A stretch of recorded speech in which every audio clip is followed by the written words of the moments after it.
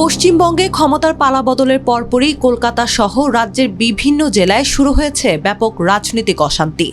দফার ভোট মোটামুটি শান্তিপূর্ণভাবে মিটলেও নির্বাচনের ফলাফল ঘোষণার পর ৪ মে দুপুরের পর থেকেই বিক্ষিপ্ত সংঘর্ষের ঘটনা ছড়াতে শুরু করেছে।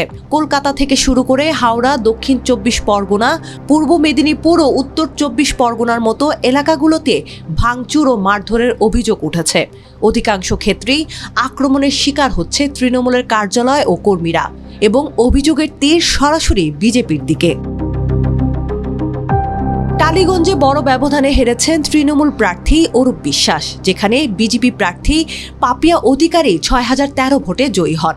রাতেই অরূপ বিশ্বাসের বস্তি উন্নয়ন পর্ষদের অফিসে ব্যাপক ভাঙচুরের ঘটনা ঘটে।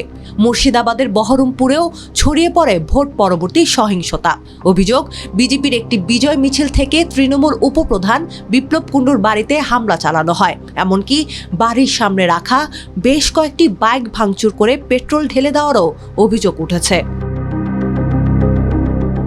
শান্তিপুরে বুকে পেসমেকার বসানো এক তৃণমূল কর্মীকে মারধরের অমানবিক ঘটনা ঘটেছে। নদিয়ার নবদ্বীপে তৃণমূলের দলীয় কার্যালয় ভাঙচুর করে আগুন লাগিয়ে সেটি দখল করার পাশাপাশি সংলগ্ন দুটি দোকানঘরও ভাঙচুর করা হয়। ডানকুনিতেও তৃণমূলের অফিস দখল করে বিজেপির পতাকা টাঙিয়ে দেওয়ার অভিযোগ উঠেছে। সহিংসতার এই আগুন ছড়িয়ে পড়েছে উত্তরবঙ্গেও।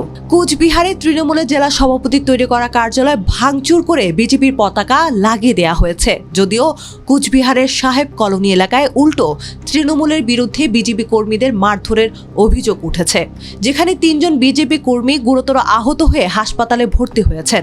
জলপাইগুড়ির ডাবগ্রাম ফুলবাড়িতে তৃণমূলের কার্যালয়ে ঢুকে চেয়ার টেবিল ভাঙচুরের পাশাপাশি ব্যানার ফেস্টুন পুড়িয়ে দেওয়া হয়েছে।